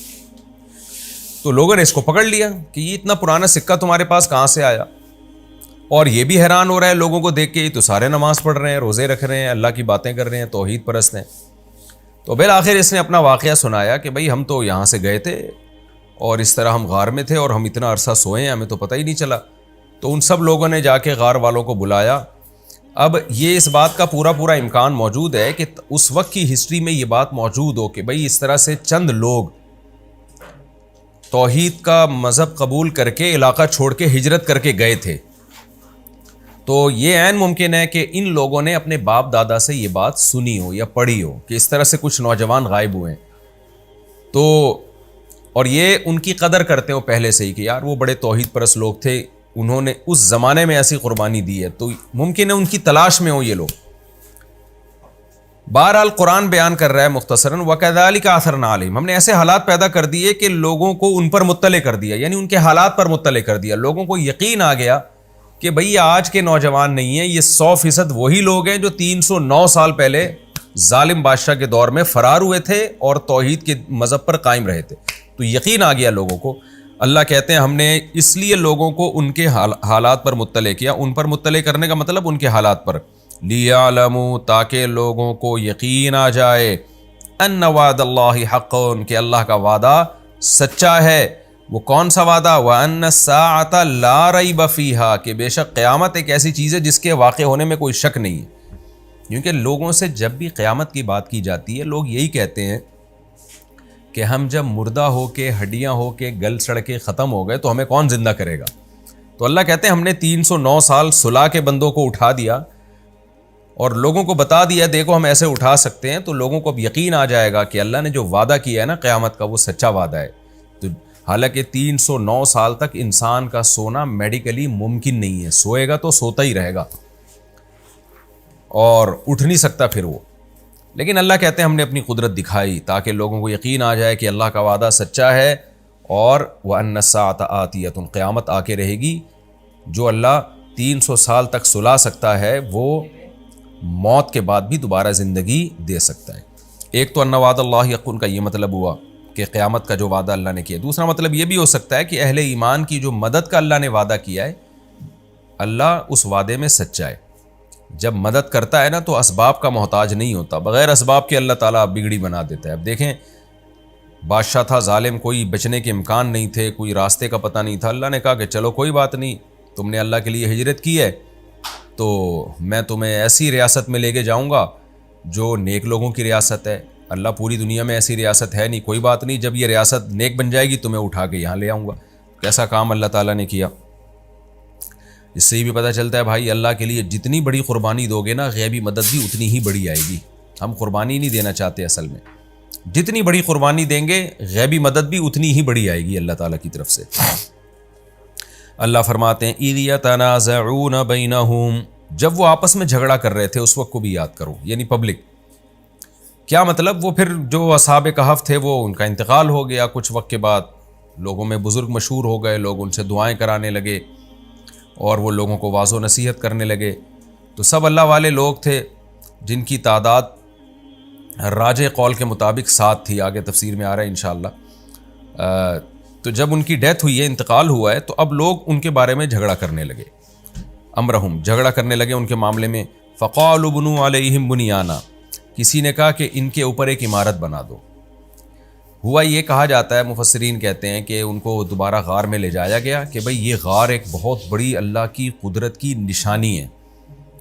یہ جو اصحاب کہف تھے نا، ان کا یہ غار، اس میں اللہ نے 309 سال تک سلایا ہے، تو یہ اللہ کی قدرت کی بہت بڑی نشانی ہے، لہذا ان کی میتوں کو اسی غار کے اندر دفنایا جائے اور یہاں پر ایک عمارت بنا دی جائے جو ایک یادگار رہے گی، جسے رہتی دنیا تک لوگ اس کو دیکھ کر اللہ کی قدرت پر استدلال کریں گے۔ بعض لوگوں نے کہا ہم اس طرح کوئی عمارت بنا دیتے ہیں تاکہ ایک یادگار رہے۔ ربهم اعلم بهم، اللہ فرماتے ہم ان کے حالات کو خوب جانتے تھے۔ یہ جو لوگ اس وقت بحث کر رہے تھے، ہم ان کے خوب اچھی طرح جانتے تھے، ان کی کیا بحثیں ہو رہی تھی اور کیا ان کے مائنڈ میں تھا۔ قال الذین غلبوا علی امرہم، اللہ چونکہ جانتے تھے لہذا اللہ بتا رہے ہیں کہ جو ان کے معاملے میں غالب تھے نا، ان لوگوں نے کیا کہا۔ قوم میں ہمیشہ کچھ لوگ ایسے ہوتے ہیں جو ماتحت ہوتے ہیں، کچھ ایسے ہوتے ہیں جو تھوڑے ہوتے ہیں لیکن چلتی انہیں کی ہے۔ تو قال الذین غلبوا علی امرہم، جو ان کے معاملے میں غالب تھے نا، جو قوم کے بڑے تھے، جن کی چلا کرتی تھی، انہوں نے کیا کہا، لنتخذن علیہم مسجدا، ہم ضرور بالضرور ان پر مسجد بنائیں گے۔ یعنی جو غار میں جہاں یہ لوگ دفن ہوں گے تو اسی کے ساتھ ہم وہاں پر ایک مسجد بنا دیں گے، تو وہ مسجد دیکھ کر لوگوں کو یاد تازہ رہے گی کہ بھئی یہ مسجد، کیونکہ مسجد بھی وقف ہوتی ہے نا، وہ کبھی بھی، یعنی قیامت تک وہ ہمیشہ اللہ ہی کا گھر رہتی ہے، اس کو توڑنا جائز نہیں اگر وہ صحیح جگہ پہ، قبضے کی جگہ پہ نہ بنائی جائے۔ تو ہم یہاں ایک مسجد بنا دیں گے، تو مسجد یادگار رہے گی، ہمیشہ لوگ مسجد میں نماز پڑھیں گے، اور اصحاب کہف کا غار سامنے ہوگا تو دیکھیں گے، عبرت حاصل کریں گے، ان کی قبریں بھی وہاں موجود ہوں گی، تو عبرت حاصل ہوگی کہ دیکھو بھئی کچھ لوگ تھے جنہوں نے اللہ کے لیے قربانیاں دی۔ اس سے ہمیں یہ پتہ چلتا ہے کہ بھئی دیکھیں، یہ جو اللہ تعالیٰ کی نشانیاں ہیں، قدرت کی واقعات ہیں، ان کو محفوظ رکھنا بھی شریعت میں پسندیدہ کام ہے۔ کسی بھی طرح سے آپ یادگار کے طور پر ان کو محفوظ رکھ سکتے ہیں تاکہ رہتی دنیا تک ایک نشانی کے طور پر یہ چیزیں سامنے رہیں۔ آج افسوس کے ساتھ کہنا پڑتا ہے کہ مکہ اور مدینہ میں ہماری کتنی نشانیاں ایسی تھیں جو ختم کر دی گئی ہیں، اور جو عبرت کی تھیں، نبی صلی اللہ علیہ وسلم کی جائے ولادت، آپ صلی اللہ علیہ وسلم ہجرت کر کے یہاں سے یہاں گئے، یہاں سے یہاں گئے، پھر مکہ میں 20 واقعات ہیں اسلامی ہسٹری کے۔ اب سنائیں حکومت سعودیہ کچھ کوشش کر رہی ہے ان کو دوبارہ سے بحال کرنے کی، لیکن وہ یادگاریں جو مسلمانوں نے 1300 سال محفوظ رکھی ہیں، ان یادگاروں کو ختم کیا گیا۔ میں نے بعض علماء کے بارے میں سنا کہ وہ یہ بات بتاتے ہوئے رو پڑتے تھے کہ ہماری جو 1300 سال سے جو نشانات تھے نا وہاں مکہ اور مدینہ میں، اور جو اس کے علاوہ سعودی عرب میں، تو وہ نشانات ختم کر دیے گئے، صرف اس بات کو بیس بنا کے کہ بھئی یہ اس سے شرک پھیل رہا ہے، حالانکہ اس کا شرک سے کوئی تعلق نہیں ہے۔ اگر کوئی شرک کر رہا ہے وہاں جا کے تو اس کو شرک سے روکا جائے گا نا، یہ تو نہیں کہ وہ آپ نے وہ جگہ ہی اڑا دی بالکل۔ لوگ مثال دیتے ہیں کہ صلح حدیبیہ میں جس درخت کے نیچے بیعت کی تھی صحابہ کرام نے، تو اس درخت کو حضرت عمر نے کٹوا دیا تھا، تو حالانکہ ایسا نہیں ہے، وہ درخت صحابہ کی نظروں سے بھلا دیا گیا. تو بعد میں ایک فرضی درخت تھا جس کو لوگوں نے جو ہے نا وہ بہت زیادہ اہمیت دینا شروع کر دی تھی، تو اس درخت کو کٹوایا تھا حضرت عمر رضی اللہ تعالیٰ عنہ نے.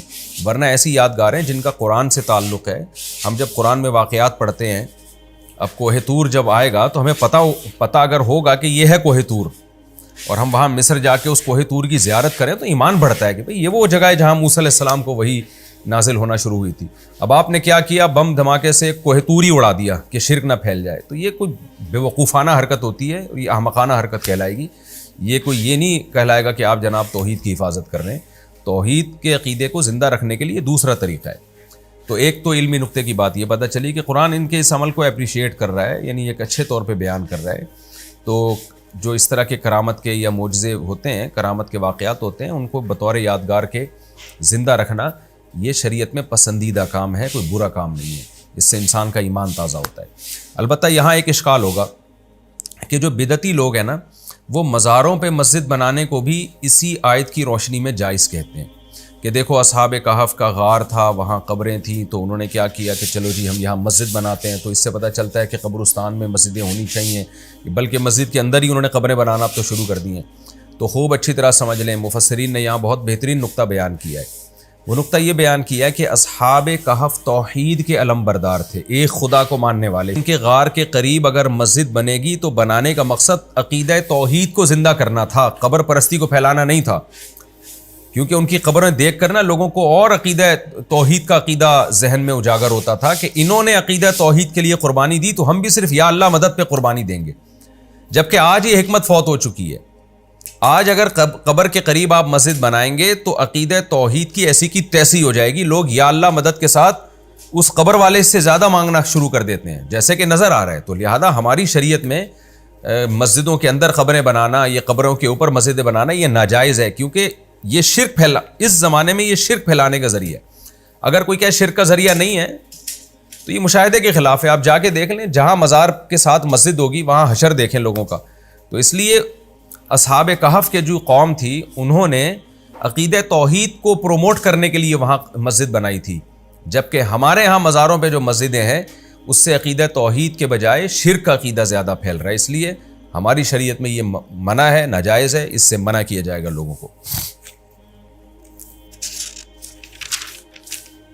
آگے اللہ تعالیٰ بیان فرماتے ہیں سَيَقُولُونَ ثَلَاثَةٌ رَابِعُهُمْ كَلْبُهُمْ. لوگ آ کے اب تعداد پوچھیں گے نبی سے، اچھا آپ بتائیے، آپ نے واقعہ تو پورا ٹھیک سنا دیا. عیسائی بھی کہیں گے، اہل کتاب بھی کہیں گے بھئی یہ تو بالکل صحیح واقعہ سنا دیا انہوں نے، تو اب تعداد ذرا بتائیں. تو کچھ لوگ کہیں گے 3 تھے، رابعہم کلبہم، چوتھا ان کا کتا تھا، ویقولون 5، بعض کہیں گے 5 تھے اصل میں، سادسہم کلبہم، چھٹا تھا ان کا کتا. اب دیکھیں کتا فیملی ممبر نہیں ہوتا، اس کی ایک بہت بڑی دلیل یہ بھی ہے. اگر کتا جو ہے نا گھر کا فرد ہوتا ہے، جیسے انگریز لوگ گھر کا فرد بنا کے رکھتے ہیں، تو کتے کو الگ ذکر کرنے کی ضرورت ہی نہیں تھی. تو قرآن کہتا ہے وہ کہیں گے وہ ٹوٹل 4 تھے کتے سمیت، اور لوگ کہیں گے ٹوٹل 5 تھے کتے سمیت، یا ٹوٹل 6 تھے کتے سمیت. تو کتے کو الگ ہی ذکر کیا جا رہا ہے، اس لیے کتے کو پالیں لیکن تھوڑا سا الگ رکھیں آپ. وَيَقُولُونَ 5 سَادِسُهُمْ كَلْبُهُمْ، کچھ لوگ کہیں گے ٹوٹل 5 لوگ تھے اور چھٹا ان کا کتا تھا. رَجْمًا بِالْغَيْبِ، قرآن کہہ رہے سب ہوائی تیر چلاتے ہوئے، کسی کے پاس کوئی دلیل نہیں ہے. وَيَقُولُونَ 7، کچھ لوگ کہیں گے 7 تھے. وَثَامِنُهُمْ كَلْبُهُمْ، 8واں ان کا کتا تھا. قُلْ رَبِّي أَعْلَمُ بِعِدَّتِهِمْ، اے نبی اللہ خوب جانتا ہے، آپ کہہ دیجئے کہ میرا رب خوب جانتا ہے ان کی تعداد، میرا رب خوب جانتا ہے. ما يعلمهم الا قلیل، نہیں جانتے اس تعداد کو مگر تھوڑے لوگ. اب دیکھیں یہاں بھی ایک بات ہے نا، حکمت دیکھیں، قرآن بتا دیتا کہ کتنے ہیں ٹوٹل، وہ تو بات ہی ختم ہو جاتی. قرآن نے بتایا نہیں، اس میں بظاہری حکمت معلوم ہوتی ہے کہ نا مختلف قسم کی خبریں آ رہی تھیں، اس میں ان لوگوں کا بہت اختلاف تھا. اور جب بھی کسی کی مناظرے بازی اور بحث شروع ہوتی ہے نا تو بعض دفعہ لوگ اپنی رائے کو انا کا مسئلہ بنا لیتے ہیں، ضد اور انا کا.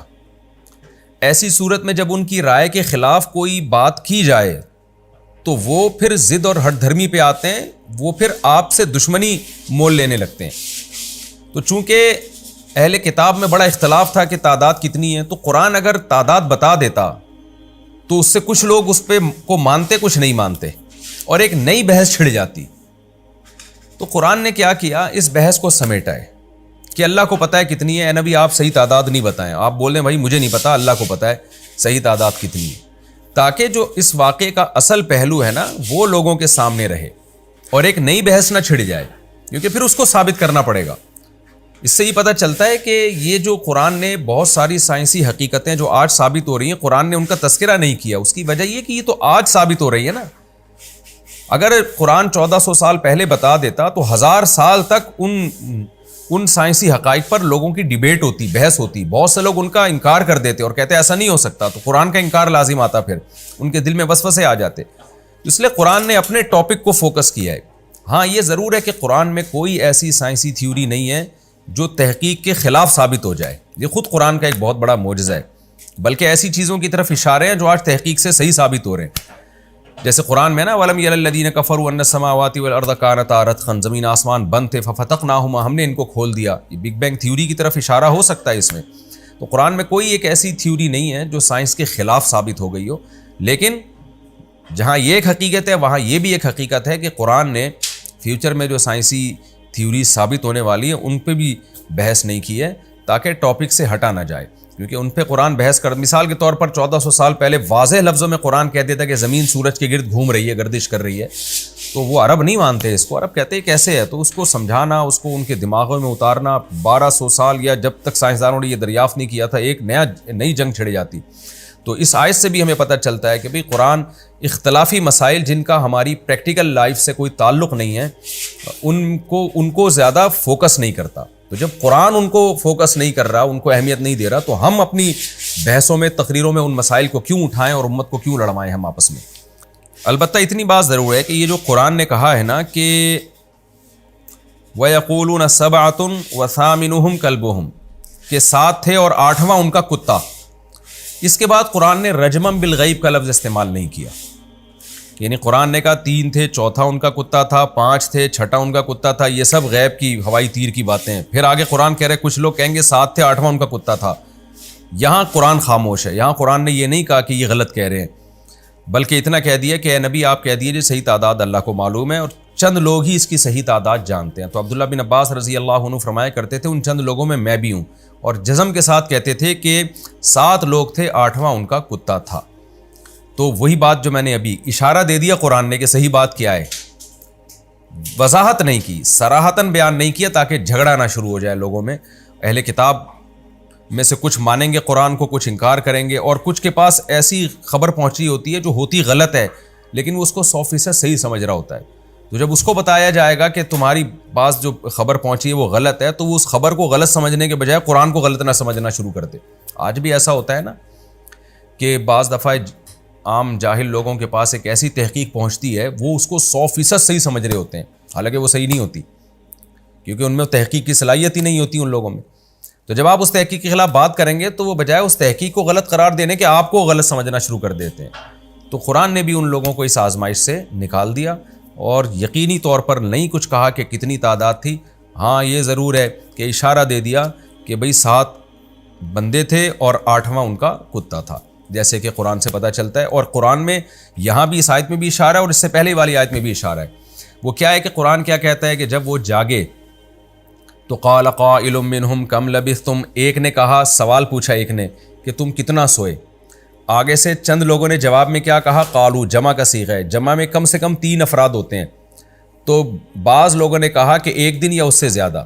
تو اس کے مقابلے میں دوسرے بعض لوگوں نے کیا کہا کہ اللہ کو پتہ ہے. وہاں بھی قالو جمع کا لفظ ہے جو کم سے کم 3 افراد پہ دلالت کرتا ہے. تو ایک تھا سوال پوچھنے والا, کم سے کم 3 افراد وہ تھے جنہوں نے کہا کہ 1 دن یا اس سے کم.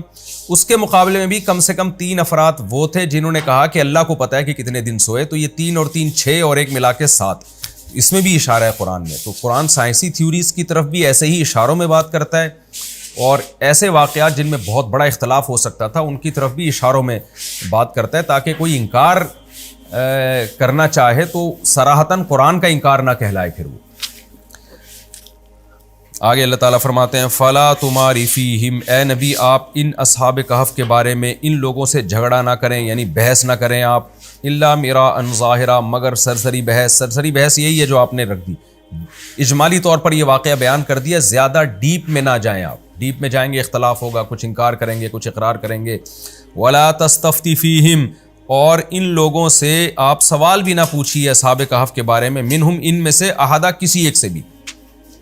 یعنی اس بحث کو سمیٹ دیں. آپ جو آپ سے سوال پوچھا گیا تھا، آپ نے اصحاب کہف کے بارے میں وہ جواب دے دیا ہے، اب اس بحث کو سمیٹ دیں. آپ یہ تمام باتیں ہمارے لیے عبرت کی باتیں کہ فوکس کیا جا رہا ہے اس واقعے کے اس پہلو کو جس کا ہماری پریکٹیکل لائف سے تعلق ہے. تو یہ بہت اہم واقعہ تھا اصحاب کہف کا. یہ ہمارا رکوع بھی الحمدللہ کمپلیٹ ہو گیا، اور اس میں اللہ کی قدرت. آج سائنس کو لوگوں نے اپنا باپ بنا لیا ہے، خدا بنا لیا ہے. بھائی اللہ تعالیٰ اسباب کا محتاج نہیں ہے. جو مٹی سے نطفے سے انسان کو پیدا کر سکتا ہے وہ سب کچھ کر سکتا ہے. تو اس لیے ہم اسباب ضرور اختیار کریں گے، لیکن نظر کس پہ رکھیں گے؟ اللہ پہ. ایک تو اس واقعے سے ہمیں یہ سبق ملتا ہے. دوسرا سبق ہمیں اس واقعے سے یہ ملتا ہے، اصحاب کہف کے واقعے سے، کہ جو اللہ کے لیے جتنی بڑی قربانی دیتا ہے اللہ تعالیٰ اس کو اتنا ہی زیادہ نوازتے ہیں اور اس کی غیبی مدد کرتے ہیں. دوسرا یہ بھی ہمیں سبق ملا. تیسرا ہمیں سبق یہ ملا ہے کہ بھائی آپ غیر مسلم کنٹری میں رہتے ہیں تو آپ کو ازکا طعامن تلاش کرنا ہے. آپ یہ نہیں کہیں یار یہ تو بڑی مشکل ہو رہی ہے حلال ذبیحہ تلاش کرنا، چھوڑو، مجبوری میں جائز ہے. نہ جائز نہیں ہے.